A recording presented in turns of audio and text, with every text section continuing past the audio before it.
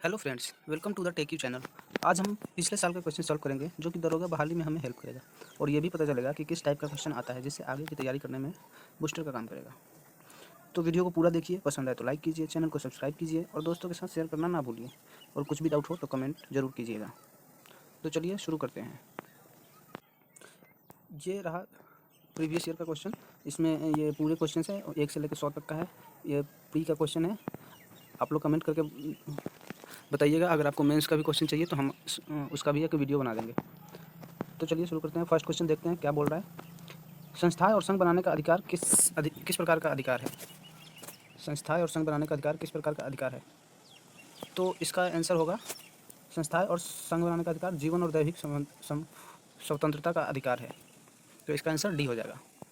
दूसरा क्वेश्चन देखते हैं। दूसरा क्वेश्चन कह रहा है ओजोन छेद से क्या तात्पर्य है। तो ओजोन छेद से, ये तो बहुत सिंपल क्वेश्चन है। ओजोन छेद से तात्पर्य ओजोन परत में छेद, यानी कि इसका आंसर ए हो जाएगा। अब बढ़ते हैं तीसरे क्वेश्चन की तरफ। तीसरा क्वेश्चन बोल रहा है संयुक्त राष्ट्र संघ दिवस कब मनाया जाता है।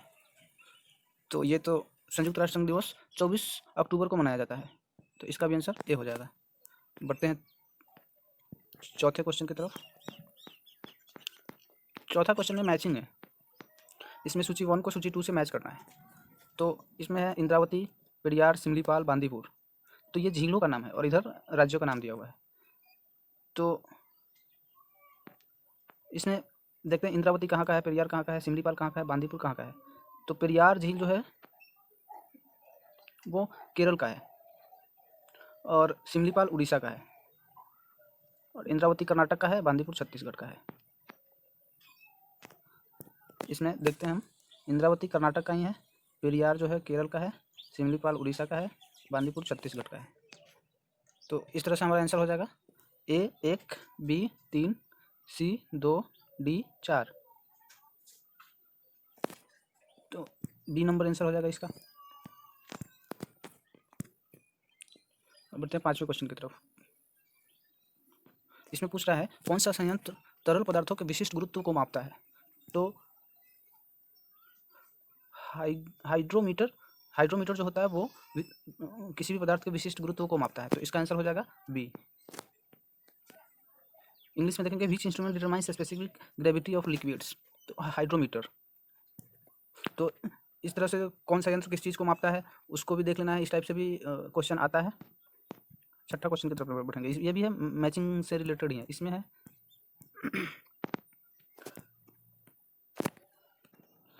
है कि रेल उपकरण कहाँ पे बनाई जाती है, मोटर वाहन कहाँ पे बनता है, पोत निर्माण कहाँ पे होता है, साइकिल कहाँ पे बनता है। तो रेल उपकरण भिलाई में बनता है, पोत निर्माण कोच्चि में होता है और मोटर वाहन का निर्माण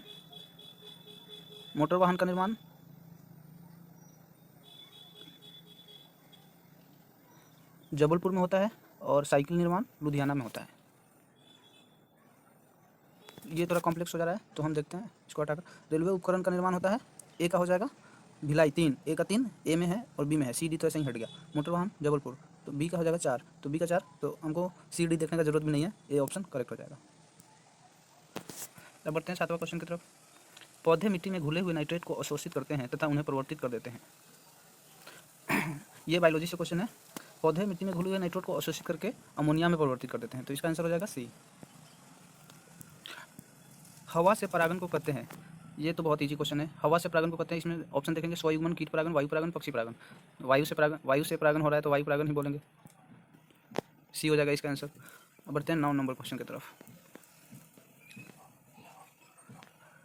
9वां नंबर क्वेश्चन बोल रहा है युवा जो कि प्रधानमंत्री कौशल विकास योजना के अंतर्गत ये कौशल विकास कार्यक्रम है किसके द्वारा प्रारंभ किया गया था। तो इसका ऑप्शन ए है राष्ट्रीय कौशल विकास समिति, को फेडरेशन ऑफ इंडिया इंडस्ट्री, गृह मंत्रालय, दिल्ली पुलिस। तो इसका आंसर ए हो जाएगा राष्ट्रीय कौशल विकास समिति। 10 नंबर में है केसर का मुख्य उत्पादक राज्य कौन सा है। केसर का मुख्य उत्पादक राज्य केरल है। तो इसका आंसर ए हो जाएगा। 11 में देखते हैं क्या है। सत्रिया किस राज्य की शास्त्रीय नृत्य शैली है। तो सत्रिया असम राज्य की मुख्य शास्त्रीय नृत्य है। 12 में देखते हैं भारत का प्रथम उर्वरक प्लांट स्थापित किया गया था। तो भारत का प्रथम उर्वरक प्लांट सिंदरी में स्थापित किया गया था। ऑप्शन बी हो जाएगा। 13 नंबर क्वेश्चन बोल रहा है किसी तत्व के समस्थानिक से तात्पर्य है। ऑप्शन है उस तत्व के वे परमाणु जिनकी द्रव्यमान संख्या अलग हो।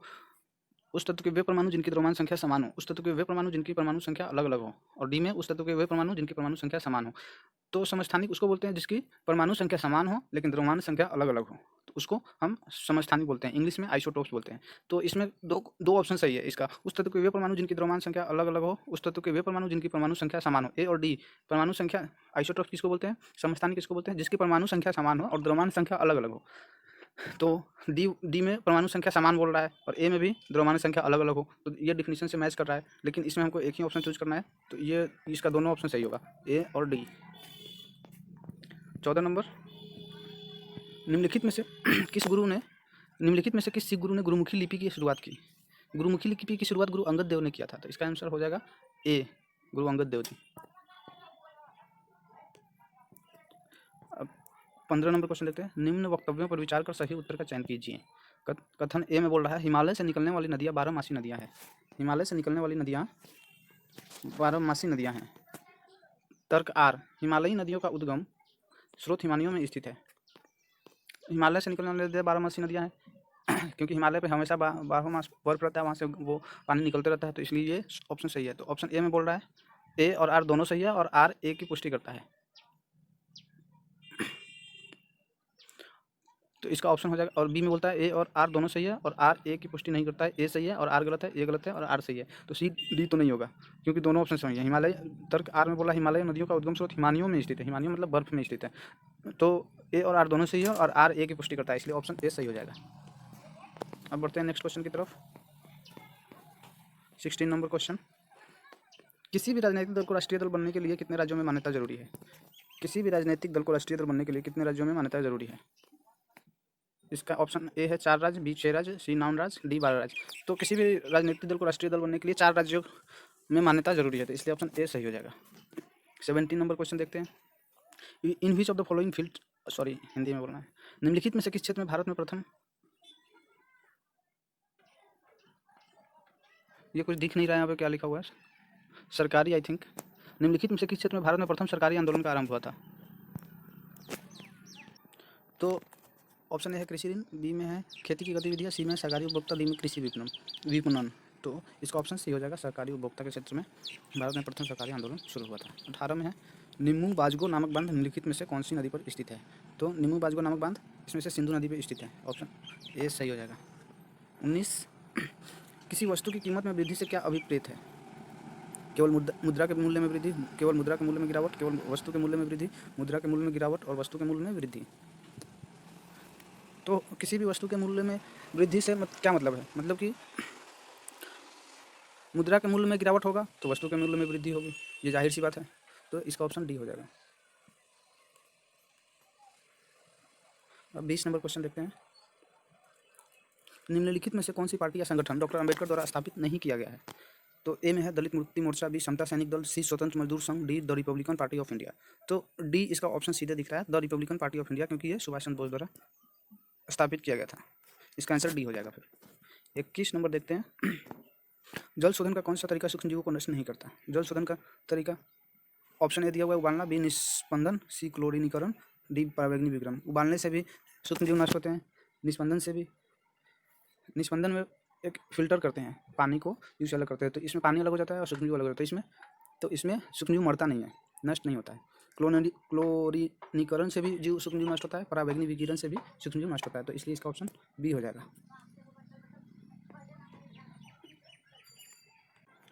नेक्स्ट क्वेश्चन देखते हैं। एनएसडीएल का पूरा नाम क्या है।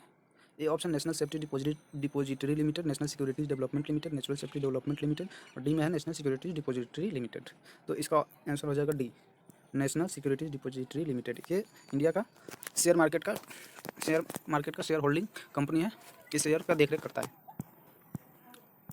23 नंबर क्वेश्चन देखते हैं। कीट दंश से होने वाली खुजली किसके कारण होती है। तो ए में है फॉर्मिक अम्ल, बी एसिटिक अम्ल, सी लैक्टिक अम्ल, डी मैलेइक अम्ल। तो इसका ऑप्शन ए हो जाएगा, फॉर्मिक अम्ल। जब कीट कोई भी इंसेक्ट बाइट करता है, कीट दंश होता है, तो हमारे शरीर में खुजली होने लगती है। तो वो कोई भी कीट जब बाइट करता है तो फॉर्मिक एसिड हमारे शरीर में छोड़ देता है, जिसके कारण खुजली होती है, तो इसका ऑप्शन ए हो जाएगा। बढ़ते हैं नेक्स्ट क्वेश्चन पे। निम्न हस्तियों पर विचार करें। एक में है नसरुद्दीन शाह, 2 गिरीश कर्नाड, 3 डॉली थैकोर, मकरंद देशपांडे। इनमें से कौन थिएटर से जुड़ी हुई है? नसरुद्दीन शाह भी थिएटर है, एक्टर था, गिरीश कर्नाड भी एक्टर हैं, डॉली थैकोर भी एक्टर है, और अब तो डायरेक्टिंग भी करने लगी, मकरंद देशपांडे भी एक्टर है। तो इसका ऑप्शन डी हो जाएगा, उपरोक्त सभी। नेक्स्ट क्वेश्चन की तरफ बढ़ते हैं। महात्मा गांधी राष्ट्रीय समुद्री उद्यान कहाँ अवस्थित है? ए पिरोटिन द्वीप, बी रामेश्वरम, सी गंगा सागर द्वीप, डी पोर्ट ब्लेयर। ये अंडमान निकोबार में स्थित है, तो वहीं पे पोर्ट ब्लेयर है, तो इसका ऑप्शन डी हो जाएगा। बढ़ते हैं नेक्स्ट क्वेश्चन की तरफ। कुछ नहीं में से कुछ का सर्जन किस नियम के विरुद्ध है? कुछ नहीं में से कुछ का सर्जन किस नियम के विरुद्ध है? तो ये इसका ए में दिया हुआ नियत अनुपात, बी द्रव्यमान ऊर्जा का संरक्षण, सी गुणित अनुपात, डी संवेग संरक्षण। तो इसका आंसर हो जाएगा बी द्रव्यमान ऊर्जा का संरक्षण।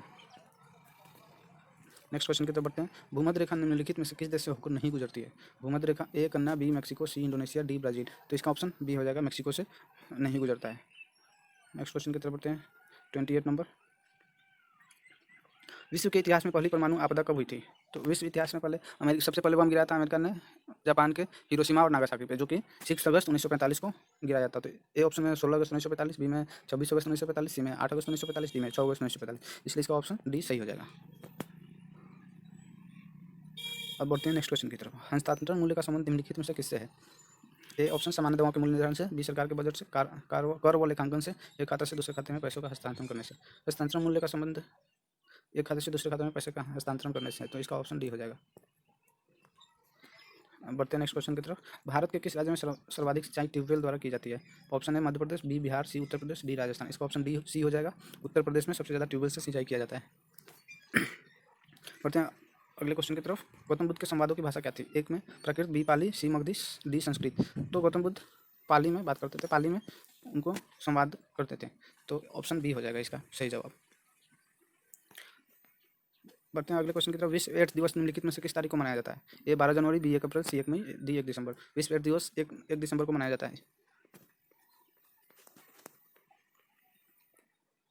अगले क्वेश्चन की तरफ बढ़ते हैं। निम्नलिखित में कौन रक्षा मंत्रालय का या के विभाग हैं? रक्षा विभाग, रक्षा अनुसंधान एवं विकास विभाग, रक्षा उत्पादन विभाग, रक्षा वित्त विभाग। रक्षा विभाग, रक्षा अनुसंधान एवं विकास विभाग, रक्षा उत्पादन, रक्षा वित्त विभाग। रक्षा वित्त विभाग तो वित्त मंत्रालय के पास है, इसलिए 4 नंबर को छोड़कर 1, 2 और 3, तो इसका ऑप्शन बी हो जाएगा। अगले क्वेश्चन की तरफ बढ़ते हैं। निम्नलिखित में से किस शहर में बांग्लादेश द्वारा नया कूटनीतिक केंद्र खोला जाएगा? ये करेंट अफेयर से क्वेश्चन है। निम्नलिखित में से किस शहर में बांग्लादेश द्वारा नया कूटनीतिक केंद्र खोला जाएगा? इसका उत्तर अभी हमें नहीं पता है, तो हम इसका जवाब कमेंट कर देंगे, आप लोग वहाँ से देख लीजिएगा एक बार।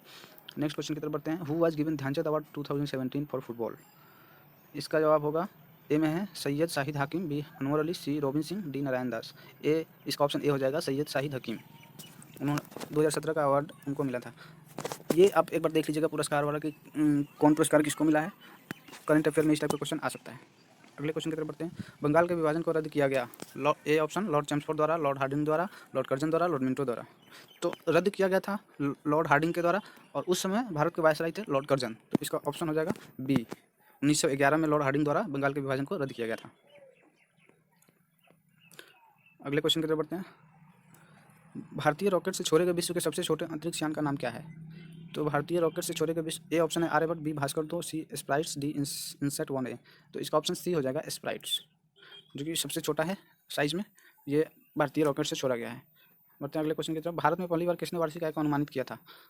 तो भारत में पहली बार वार्षिक आय को दादा भाई नौरोजी ने अनुमानित किया था, जो कि उस समय अनुमान था तो पूरे इंडिया का 20 रुपये हुआ था रेवेन्यू।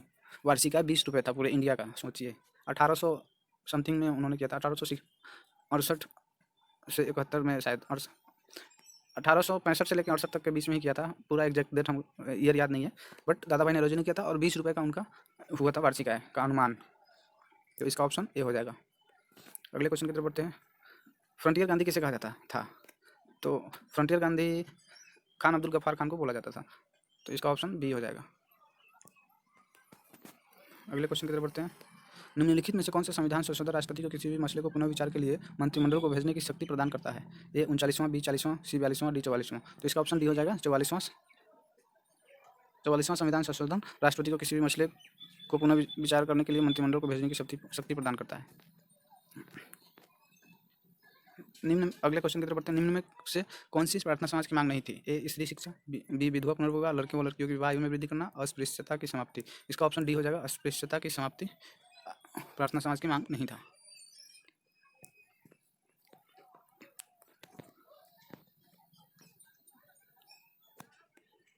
तो दोस्तों वीडियो बहुत लंबा हो गया है।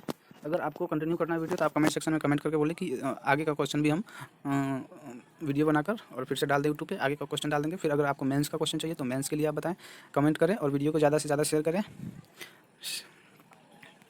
वीडियो को लाइक कर दीजिएगा, बहुत मेहनत से ये क्वेश्चन लाया गया है।